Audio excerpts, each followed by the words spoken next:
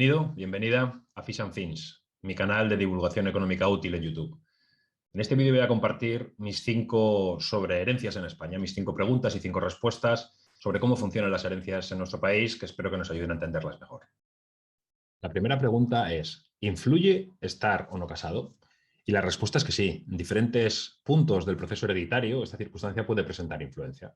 En primer lugar, cuando una persona fallece y vamos a iniciar ese proceso, debemos saber si la persona estaba o no estaba casada.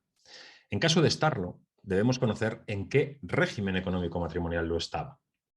¿Por qué? Porque esto nos permitirá conocer cuáles eran los acuerdos económicos que regían en el matrimonio y la consecuencia en los diferentes bienes y derechos que forman parte de su patrimonio. Las 3 grandes opciones que nos ofrece el derecho civil son el régimen de gananciales, en el que a grandes rasgos podemos decir que hay unos bienes que son exclusivos, propios al 100% de cada uno de los cónyuges, los llamados privativos, y hay otra serie de bienes, que son los llamados gananciales, que son comunes al 50% de los dos cónyuges. Por su parte, el régimen de separación de bienes es un régimen en el que no hay bienes comunes por razón del matrimonio. Cada cónyuge tiene sus bienes de forma independiente.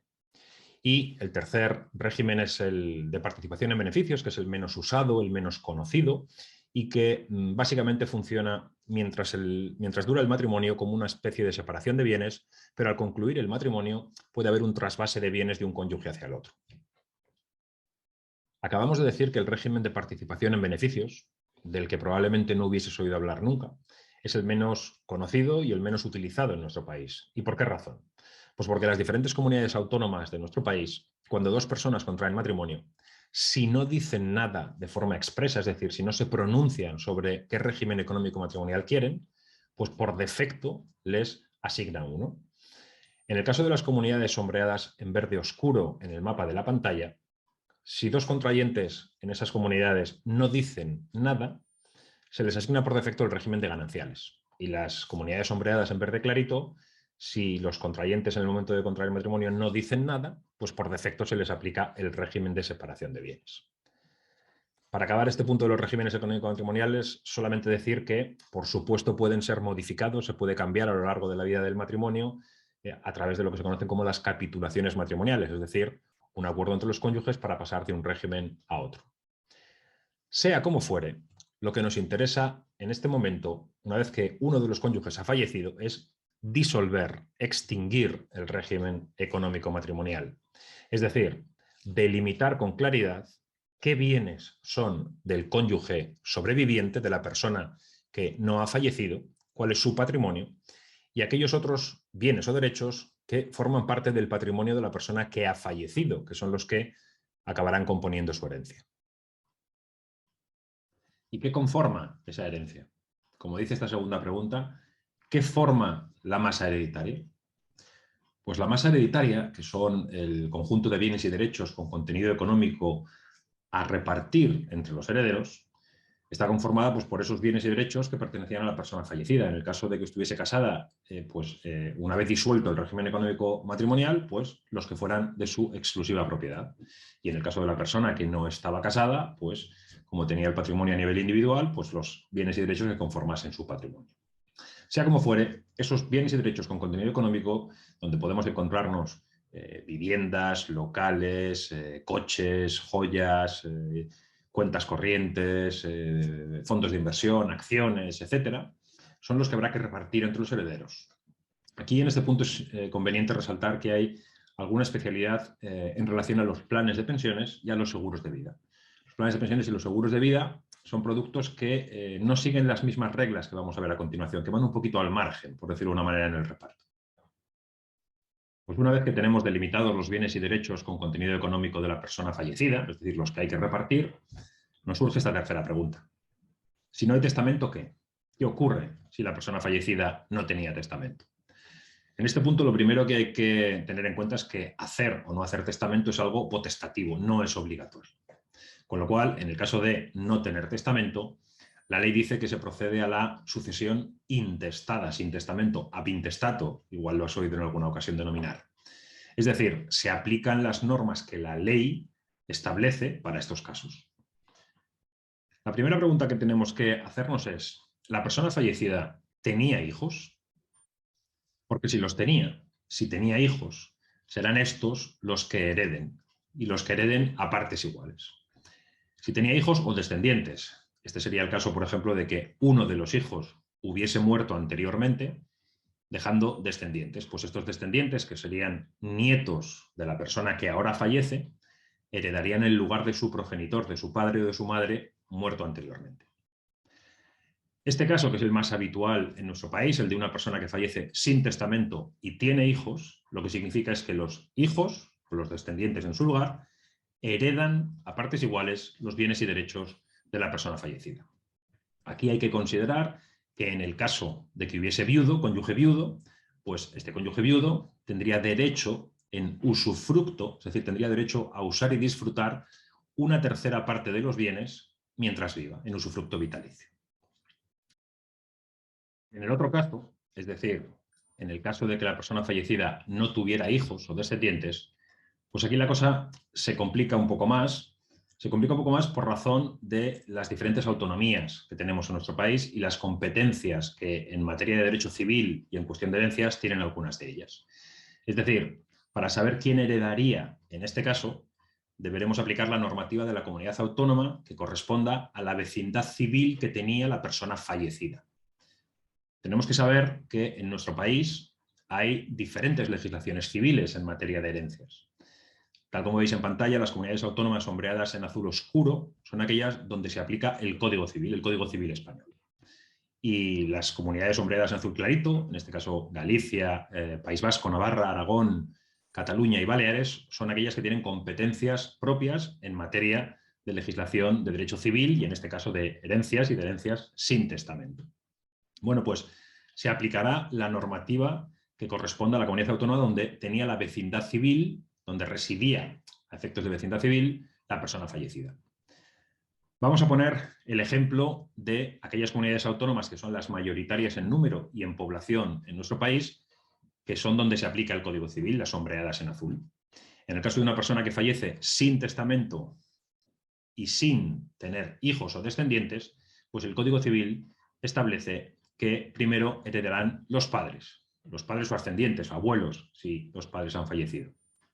En el caso de no haber padres o ascendientes y haber cónyuge, pues en segundo lugar heredará el cónyuge. En caso de no haber ni padres ascendientes ni cónyuge, pues heredará los hermanos, los sobrinos, así de forma sucesiva, parientes hasta el cuarto grado y, en último lugar, el Estado como receptor último de la herencia. En el caso de que hereden los padres y el cónyuge estuviese vivo, es decir, de haber cónyuge sobreviviente, pues este tendría también derecho a un usufructo vitalicio de una parte de la herencia. A título de ejemplo, decir también que en algunas de estas otras comunidades con legislación civil propia, como por ejemplo en Cataluña, pues lo que tenemos en pantalla cambia porque en Cataluña los cónyuges heredan antes que los padres o ascendientes. Así hemos visto qué ocurre cuando alguien fallece sin haber hecho testamento, si tiene hijos o si no tiene hijos. Ahora, en cuarto lugar, nos preguntamos, ¿hay libertad para hacer testamento? Y la respuesta, como antes hemos comentado, es que sí, que podemos, que es un derecho que tenemos las personas a hacer testamento. Ahora bien, no hay libertad para hacer un testamento como queramos, siempre y en todo caso, es decir, para nombrar herederos a quien nos dé la gana, siempre y en todo caso.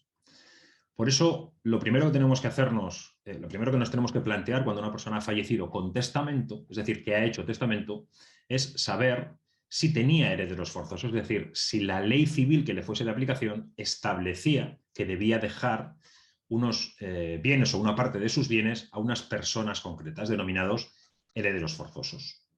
Esto es lo que comúnmente se llama legítimas o legitimarios. Y esto depende también de la vecindad civil de la persona fallecida. Depende de la normativa que se aplique a la persona fallecida.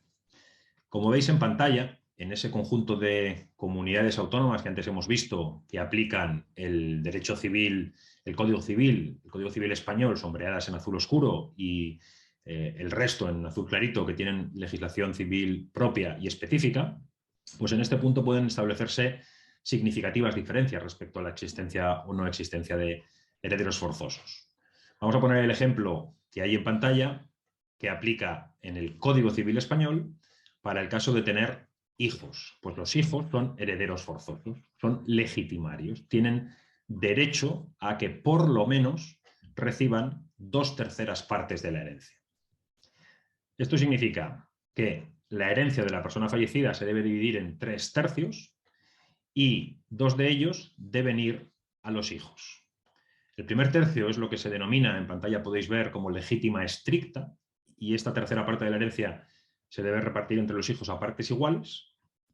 El segundo tercio, que en pantalla podéis ver, se llama mejora o tercio de mejora. Significa que esta tercera parte de la herencia se debe repartir entre los hijos, pero como se quiera entre ellos, no a partes iguales, sino como se quiera entre ellos. Y luego hay un último tercio, que en pantalla podéis ver se denomina libre designación, que este es el que podemos dejar a quien nos dé la gana, a cualquier persona que deseemos dejarle como heredero de esta tercera parte. Es decir, en el caso del Código Civil y de las comunidades autónomas donde este se aplica, cuando una persona fallece, por ejemplo, teniendo hijos, a la hora de hacer testamento, debe dejarles 2/3 partes a esos hijos y 1/3 parte es de libre disposición para dejársela a quien considere. En este punto cabe añadir que si la persona fallecida que ha hecho testamento, además de hijos, herederos forzosos, legitimarios, tenía cónyuge, pues el cónyuge también tiene derecho al usufructo vitalicio de 1/3 parte de la herencia, en concreto al usufructo vitalicio del tercio de mejora. Como antes hemos mencionado también, las comunidades autónomas con legislación propia en ámbito de derecho civil de herencias pues tienen significativas diferencias a este respecto. Por ejemplo, en el caso de Cataluña, en el caso de tener hijos, la legítima de los hijos es de un 25%, de 1/4 parte de la herencia.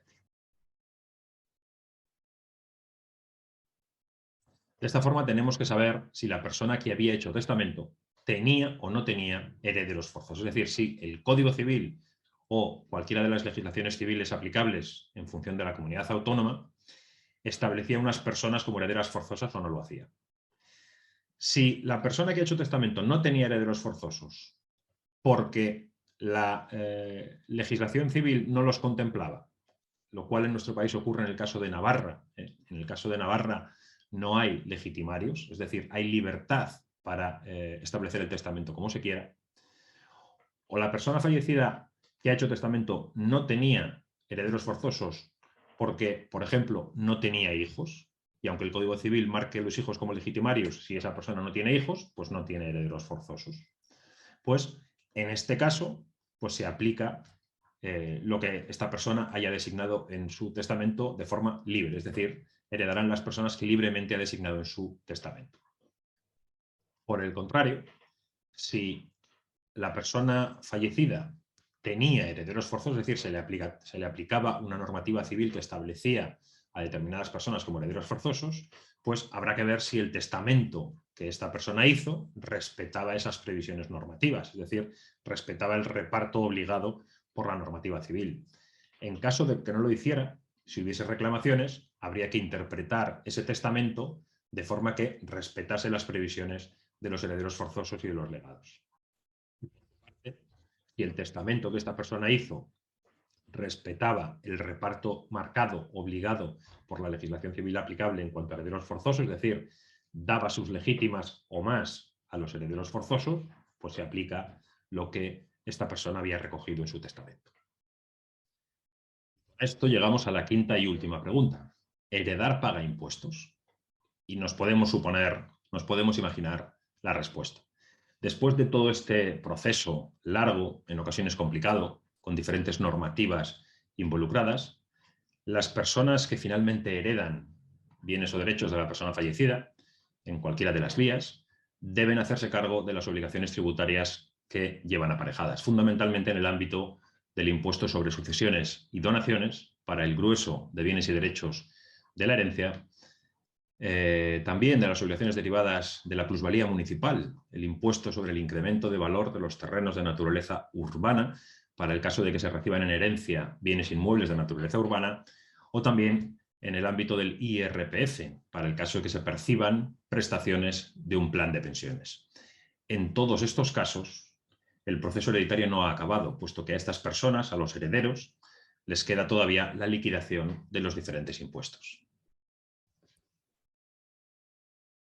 Pero nosotros sí hemos acabado, al menos el vídeo de hoy, este vídeo sobre mis 5 sobre las herencias en España, en el que a través de estas 5 preguntas y 5 respuestas hemos visto si influye y cómo influye el estar o no estar casado, qué compone la masa hereditaria de una persona fallecida, qué ocurre cuando no hay testamento y qué ocurre cuando sí hay testamento y cuál es la libertad para hacer ese testamento.